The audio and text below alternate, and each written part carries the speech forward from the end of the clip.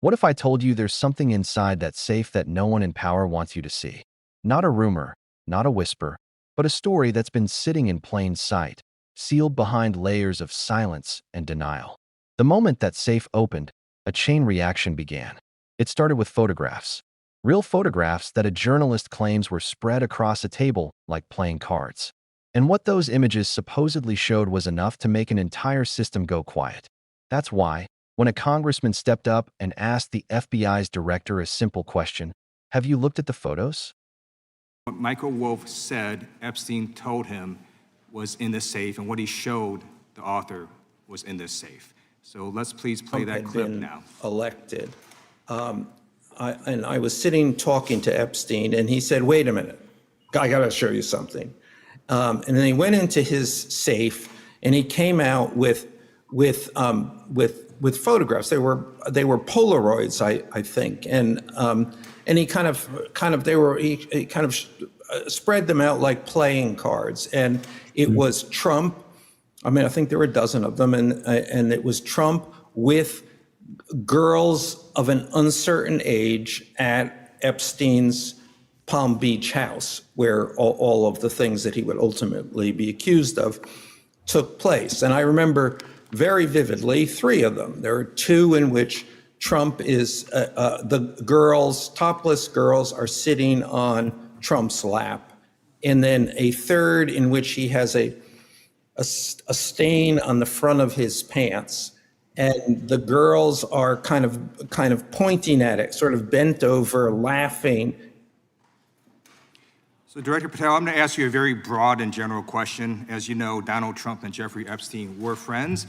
There are, of course, photos showing Donald Trump together with Epstein, correct? I don't have the entirety of the photographs, but I think they've been photographed in public together. All right. Are there any photos showing Donald Trump with girls of an uncertain age? No, How do you know that?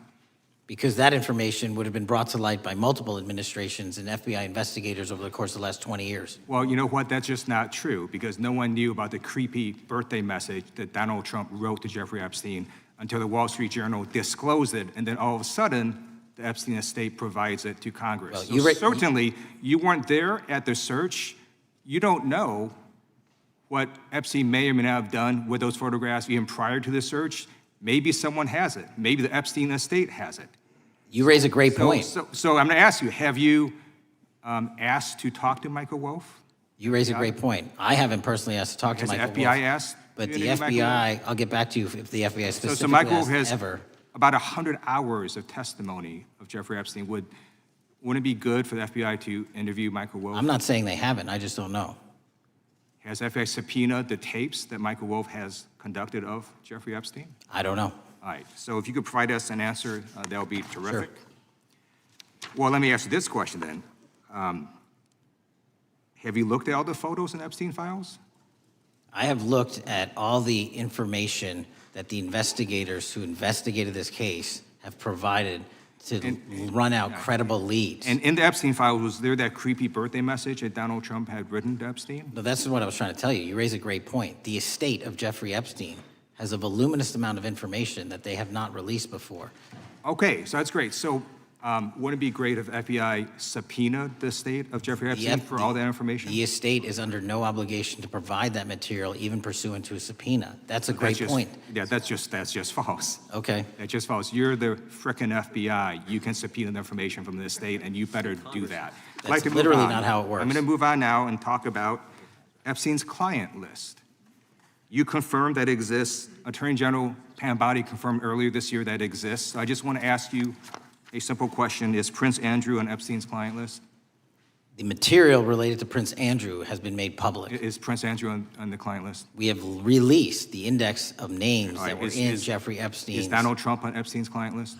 The index has been released, and the index will speak for So itself. I'm just going to say, America, there's a huge red flag. The FBI director could not answer whether Donald Trump was on Epstein's Gentleman's time client has list. expired. I Chair yield now back. recognizes the gentleman from Virginia. Thank you, Mr. Chairman. I want to thank the director for being here and for his. The silence that followed said everything. What you're about to hear isn't just about a scandal. It's about how truth gets buried when it threatens the wrong people. That's how the hearing began. Calm, Formal. A little too routine. Until one line changed the temperature of the room. The FBI searched the Manhattan residence, correct? The director nodded, careful, deliberate. Then came the follow-up. And in that residence, the FBI found a safe. Correct. Another pause. I'll accept your representation. The words sounded rehearsed, almost mechanical, like a firewall of denial built on protocol. The congressman didn't blink. And in that safe, the FBI found photographs. Lewd photographs of girls. Again, deflection, hesitation, evasion. But everyone watching could feel it. There was something here. Something that had been seen, documented, hidden, and now was being avoided like the truth itself. The New York Times had already reported that a trove of images was discovered in a locked safe. That part wasn't speculation, it was evidence. But what those photos showed, and who was in them, was the question that froze the room. Then came the clip. The journalist describing what he said Epstein personally showed him inside that safe. Polaroids. Dozens. Spread across a table like trophies. He said he remembered 3 of them vividly. The first 2, young women of uncertain age, sitting where no one should have been sitting. The third, an image so unsettling he hesitated even to describe it. When he finished, the committee room was silent. Not one reaction from the director's chair. No acknowledgement, no denial. Just another bureaucratic answer about investigations, protocols, and chain of custody. But the audience watching online wasn't silent. Within hours, the clip had gone viral, igniting a firestorm of questions. Who else had seen these images? Were they cataloged? Destroyed? Hidden? And why did the director keep saying, "I'll accept your representation," instead of telling the country what he knew? That's what made the next part even more intense. The congressman pressed on, refusing to let the director escape into technicalities. You weren't there at the search. You don't know what might have been done with those photographs before you took over. Maybe someone still has them. Maybe the estate does. The director's composure cracked just slightly. You raise a great point, he said. It sounded like a line meant to calm things down, but instead, it confirmed the opposite. Because that phrase, "you raise a great point," admitted the gap everyone feared existed. There might be material the FBI never retrieved, information still sitting in private hands. And that's when the congressman asked the question that exposed everything. Have you spoken to the journalist who saw those photos? The director admitted he hadn't. Would it be good for the FBI to interview him? I'm not saying they haven't, he replied. I just don't know. Think about that. A journalist publicly claims to have been shown evidence of potential exploitation. A federal agency responsible for investigating the most notorious case of the decade admits it doesn't know if anyone has ever followed up with that witness. That moment wasn't just awkward, it was historic. Because suddenly, everyone watching realized the same thing. Either the Bureau had failed to pursue a key lead, or it didn't want to. Both options were terrifying, but the congressman didn't stop. He went further. Has the FBI subpoenaed the tapes that journalists recorded? Another pause. Another, I don't know. So you could provide us an answer later? I'll get back to you. That phrase, "I'll get back to you," echoed like an admission. And that's when the question that started all of this returned. Have you looked at all the photos in the Epstein files? The director replied that he had reviewed everything the investigators provided. Everything credible. But credible according to whom? Because the files the public has never seen might contain the very evidence that determines who's protected and who isn't. By now, the hearing had shifted from a policy discussion into a standoff.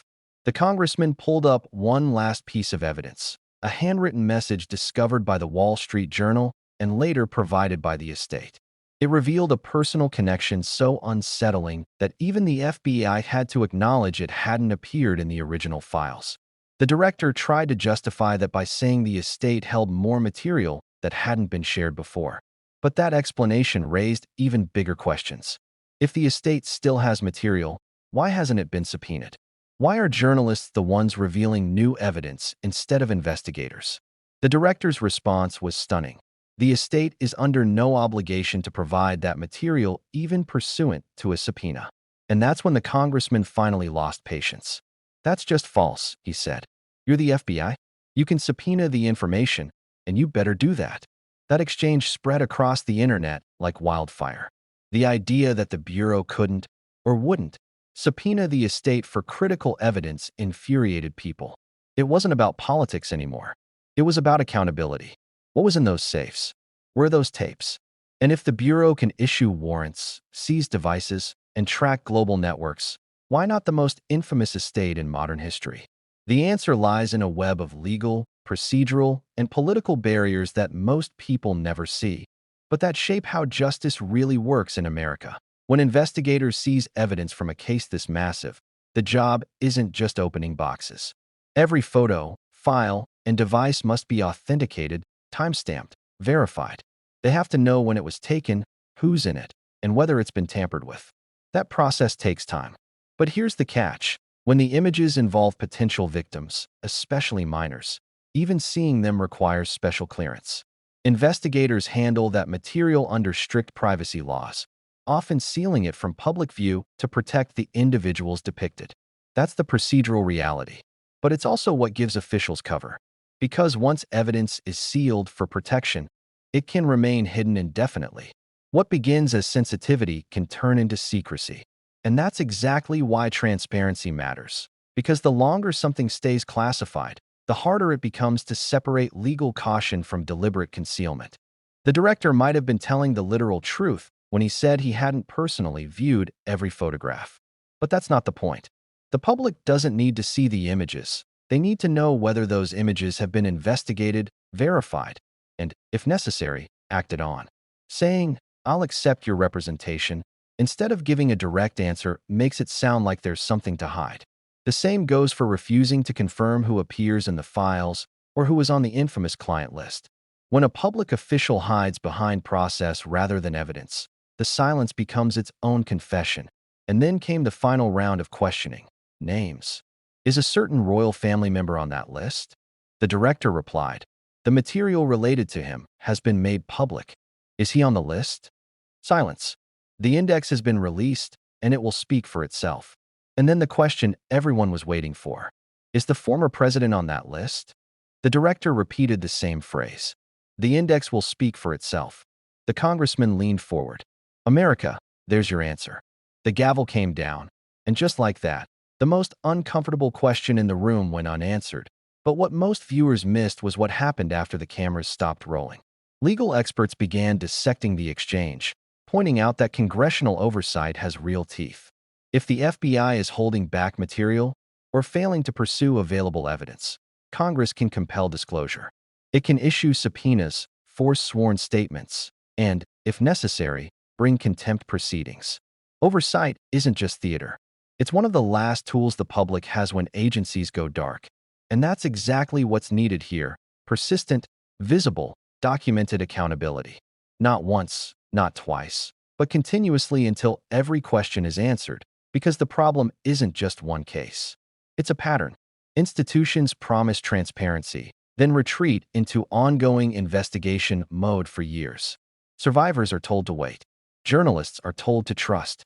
The public is told to move on. But waiting becomes forgetting, and forgetting becomes erasure. Each delay, each deflection, chips away at trust until the system itself looks complicit. And that's the tragedy. Because at the center of all of this are real people, those who were hurt, used, silenced. Every headline, every hearing, every viral clip is a reminder that justice isn't just about prosecution. It's about recognition. So when a congressman demands answers and a director gives none, it's not political drama, it's a moral test. The question isn't whether the FBI has every photo or file. It's whether they're doing everything possible to seek truth. Whether they're treating survivors as human beings or evidence tags. Whether they're still fighting for the case or quietly waiting for public attention to fade. And if they're not acting, then it's on Congress, and ultimately on citizens, to make sure the silence doesn't win, because that's the danger of secrecy. It breeds suspicion, and suspicion corrodes democracy.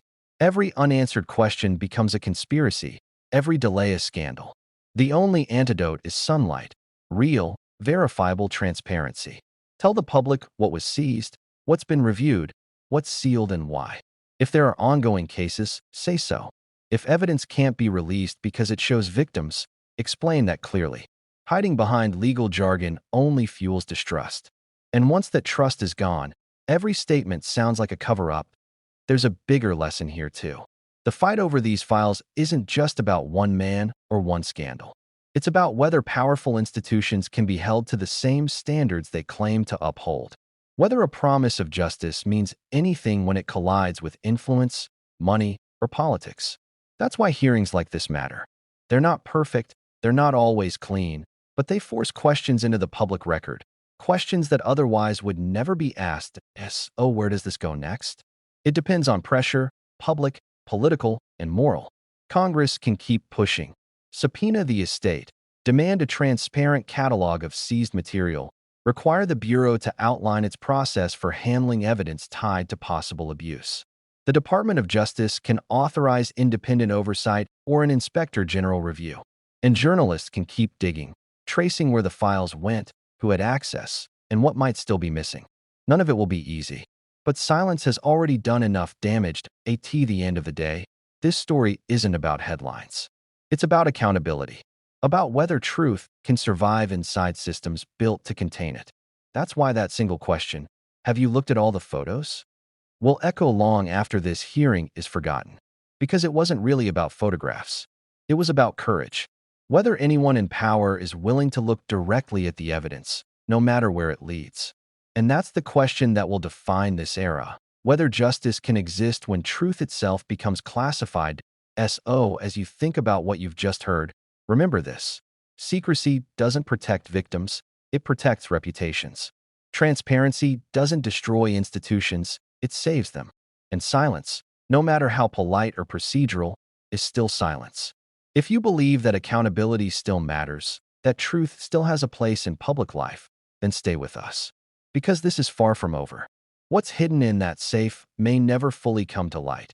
But what we do next determines whether it stays that way. That if you want to keep watching investigations that cut through the noise and expose what's really happening behind those closed doors, make sure you hit that subscribe button, like this video, and share it with someone who still believes the truth deserves to be seen. We'll keep digging, connecting the dots, and following every lead. Because when others stop asking questions, that's when power wins. Stay curious, stay skeptical, and we'll see you in the next one.